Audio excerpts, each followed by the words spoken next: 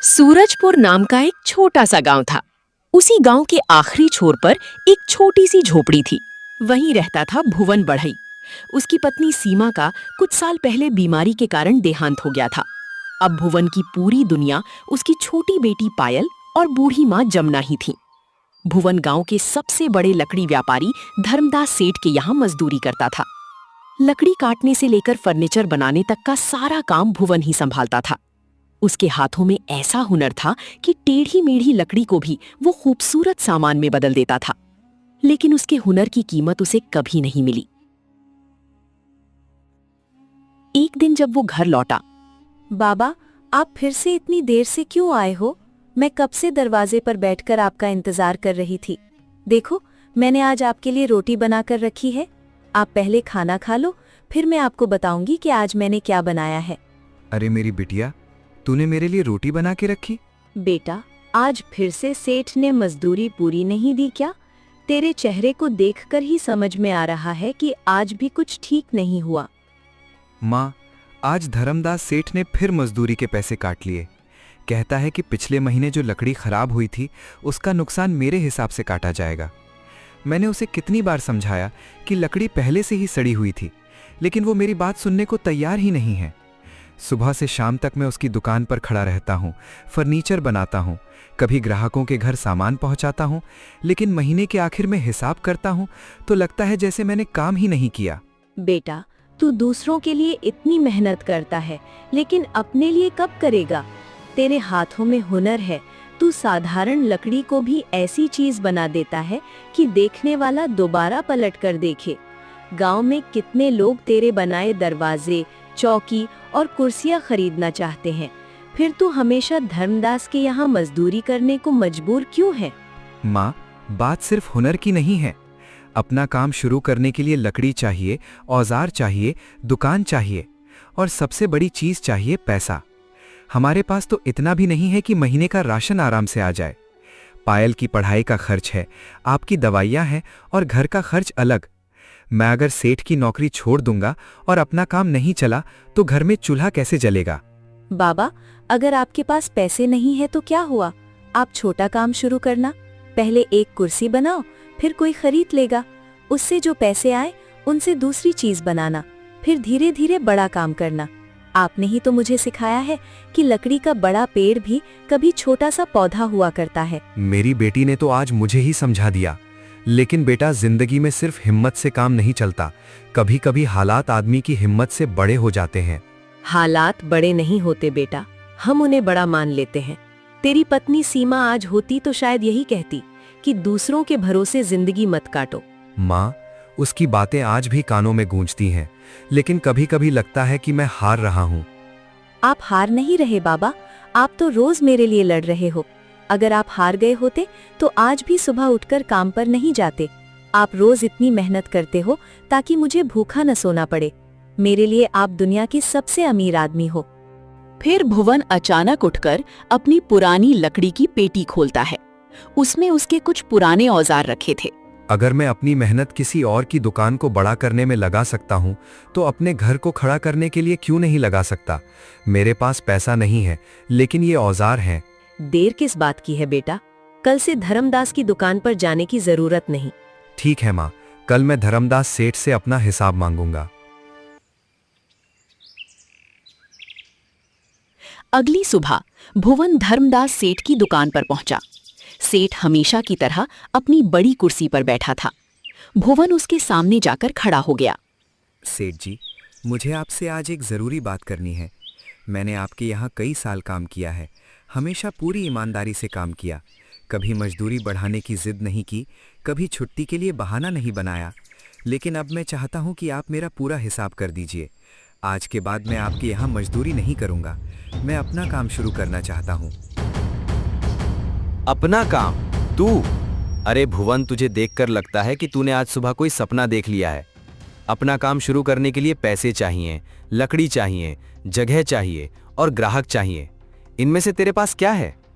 तू मेरे यहाँ सालों से मजदूरी कर रहा है और आज अचानक तुझे लगता है कि तू व्यापारी बन जाएगा। सेठ जी, मैं व्यापारी बनने नहीं जा रहा। मैं बस अपने हाथों की मेहनत का मालिक बनना चाहता हूँ। जितना काम मैंने आपके लिए किया है उतना ही काम अपने लिए करूंगा। अगर सफल हुआ तो अच्छा, नहीं हुआ तो कम से कम मुझे ये अफसोस नहीं रहेगा कि मैंने कोशिश ही नहीं की। बहुत बड़ी बड़ी बातें करने लगा है तू। अच्छा, हिसाब चाहिए ना? मुंशी, इसका पूरा हिसाब निकालो। मुंशी ने पुरानी बही खोली और कुछ देर हिसाब लगाने के बाद बोला, सेठ जी, पिछले महीने भुवन ने 2 दिन छुट्टी की थी। एक कुर्सी की लकड़ी खराब हुई थी और पिछले साल इसने अपनी बेटी की फीस के लिए जो पैसे उधार लिए थे उसका भी हिसाब बाकी है। सब जोड़ने के बाद तो इसके हिस्से में कुछ नहीं बचता, उल्टा थोड़ा पैसा अभी भी बाकी निकल रहा है। सेठ जी, आपने ही तो कहा था कि बेटी की फीस के लिए पैसे ले जाओ, बाद में धीरे धीरे काट लेंगे। मैं इतने सालों से आपकी मजदूरी कर रहा हूँ, आपने हर महीने थोड़ा थोड़ा करके काटा भी है, फिर आज अचानक पूरा पैसा कैसे बाकी निकल गया? मुझे हिसाब मत सिखा भुवन, जो बही में लिखा है वही सच है।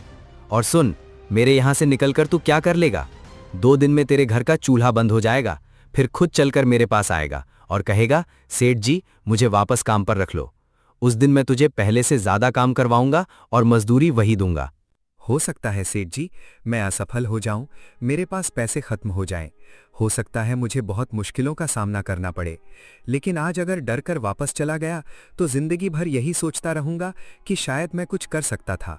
इसलिए आज आपके यहां से खाली हाथ जा रहा हूं, लेकिन अपना काम जरूर शुरू करूंगा। भुवन बिना कुछ और कहे वहां से निकल गया और घर बाबा, पहुंचा। आपको सेठ ने पैसे दे दिए?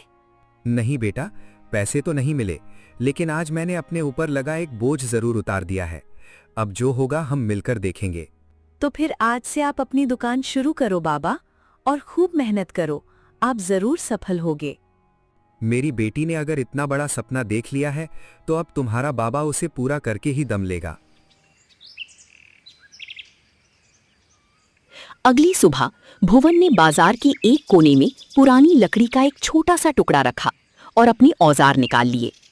भुवन अपनी बनाई हुई लकड़ी की छोटी छोटी चौकियां, पाटे, खिलौने और कुछ खूबसूरत लकड़ी के डिब्बे सजाकर बैठ गया। आइए भैया आइए, लकड़ी का सामान है, अपने हाथों से बनाया है। चौकी चाहिए तो चौकी ले जाइए, बच्चों के लिए खिलौने चाहिए तो खिलौने भी हैं, कीमत बिल्कुल कम। कुछ लोग रुककर सामान देखते और फिर बिना कुछ खरीदे आगे बढ़ जाते। शायद बात सामान की नहीं है, लोग पहले सामान नहीं खरीदते, भरोसा खरीदते हैं।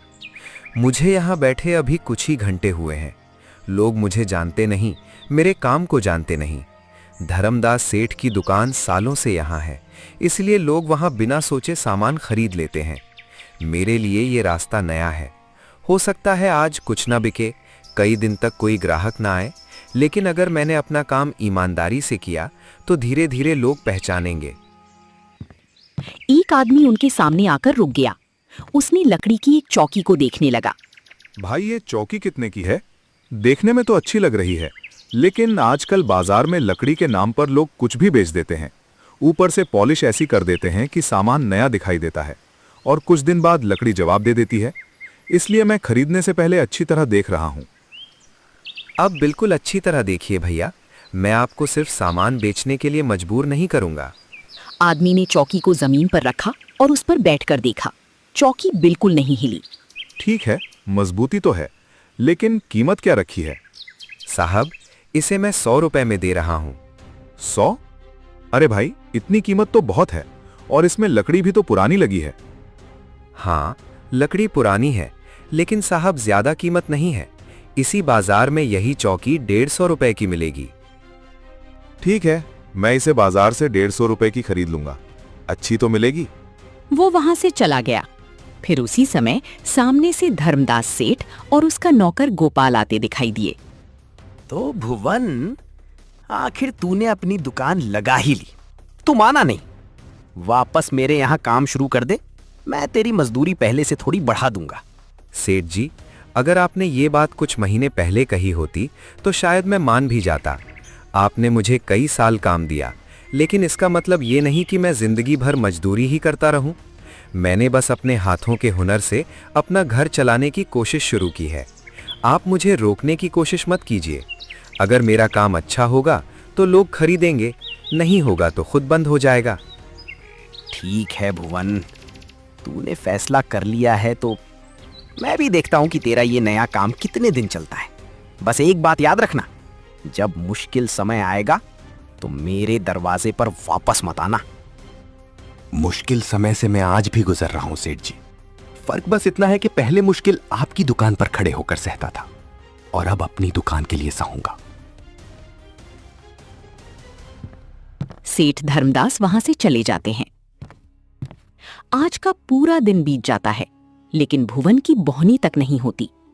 अगले दिन भुवन फिर से अपनी दुकान खोलता है। सुबह से दोपहर हो चुकी थी। तेज धूप में बाजार तप रहा था, लेकिन भुवन की दुकान पर कोई नहीं आया। जो आता भी वो सामान देखकर लौट जाता। हे भगवान, मैंने कभी किसी का बुरा नहीं चाहा। सुबह से शाम तक मेहनत करता हूं, किसी का हक नहीं छीना, किसी को धोखा नहीं दिया, फिर भी मेरी मेहनत को कोई एक मौका देने के लिए तैयार नहीं है। ये भी दिन बीत गया, लेकिन भुवन के हाथ 1 रुपया भी नहीं आया। वो निराश होकर अपने घर लौट गया। अगले दिन भुवन फिर से दुकान के लिए घर से निकल गया। तभी उसे पास से किसी बूढ़े आदमी की दर्द भरी आवाज सुनाई दी। हे भगवान, अब ये हाथ पैर भी साथ नहीं देते। रोज जंगल से लकड़ी लाना भी मुश्किल हो गया है। ये गट्ठर उठाऊंगा कैसे? उसने देखा कि एक बहुत बूढ़ा आदमी जमीन पर लकड़ियों का भारी गट्ठर उठाने की कोशिश कर रहा था। बाबा, आप रहने दीजिए। इतनी भारी लकड़ी आप अकेले कैसे उठाएंगे? आपकी कमर भी झुक गई है। मुझे दे दीजिए, मैं पहुंचा देता हूं। बेटा, तू कौन है? इस सुनसान जंगल में अकेला क्या कर रहा है? बाबा, मेरा नाम भुवन है। मैं पास के सूरजपुर गांव का रहने वाला हूं। बढ़ाई का काम करता हूं। बाजार में अपना छोटा सा काम शुरू करने की कोशिश की है। आप रास्ता बताइए बाबा, मैं लकड़ी आपकी कुटिया तक पहुंचा देता हूं। दोनों जंगल के अंदर आगे बढ़ने लगे। कुछ देर बाद पेड़ों के बीच एक छोटी सी कुटिया दिखाई दी। भुवन ने लकड़ियों का गट्ठर नीचे रखा। बूढ़े आदमी ने भुवन के चेहरे को ध्यान से देखा। लेकिन तू इतना परेशान क्यों है बेटा? तेरी आंखें बता रही हैं कि तू सिर्फ लकड़ी का गट्ठर उठाकर नहीं आया। तेरे मन में भी कोई भारी बोझ है। बाबा, मैं बढ़ई हूं। पहले धर्मदास सेठ के यहां मजदूरी करता था। दिन भर मेहनत करता था, लेकिन मजदूरी इतनी कम मिलती थी कि घर का खर्च भी मुश्किल से चलता था। मैंने सोचा कि अपने हाथों के हुनर से खुद कुछ करूंगा, इसलिए सेठ का काम छोड़ दिया। लेकिन बाजार में अपना सामान लेकर बैठता हूं तो लोग खरीदते नहीं। कोई कहता है सामान अच्छा नहीं, कोई कहता है नया आदमी है, कोई धर्मदास सेठ के सामान से तुलना करता है। घर में मेरी बूढ़ी माँ है और मेरी छोटी बेटी पायल है। पत्नी तो कई साल पहले ही हमें छोड़कर चली गई। अब घर की पूरी जिम्मेदारी मेरे ऊपर है। माँ की दवाई खत्म हो गई है और बेटी की जरूरतें पूरी नहीं कर पा रहा। मेहनत करने से पीछे नहीं हटता, लेकिन रास्ता समझ नहीं आ रहा। बेटा, तेरे पास पैसे भले कम हो, लेकिन तेरे पास सबसे बड़ी दौलत है, तेरे हाथों का हुनर। मैंने तेरे हाथ देखे हैं। इन हाथों में मेहनत है और नीयत में सच्चाई।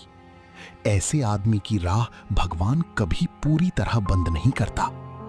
लेकिन बाबा, मेरे लिए रास्ता है कहां? इस कुटिया के पीछे जंगल का एक हिस्सा है जहां बहुत पुराने और मजबूत पेड़ हैं। वहां की लकड़ी आम लकड़ी जैसी नहीं है। उसे यहाँ के लोग बहुत कीमती मानते हैं, लेकिन अब लोग उस तरफ जाना पसंद नहीं करते। कहते हैं कि वहां जंगल बहुत घना है और रास्ता मुश्किल है। अगर तुझे सच में अपने हुनर पर भरोसा है तो वहां जाना। जो सूखी और गिरी हुई अच्छी लकड़ी मिले उसे काट कर और साफ करके अपने काम में इस्तेमाल करना। उस लकड़ी से बने सामान में मजबूती भी होगी और सुंदरता भी। लेकिन याद रखना बेटा, किसी जीवित पेड़ को नुकसान मत पहुंचाना। जंगल ने जो खुद दिया है उसी का इस्तेमाल करना।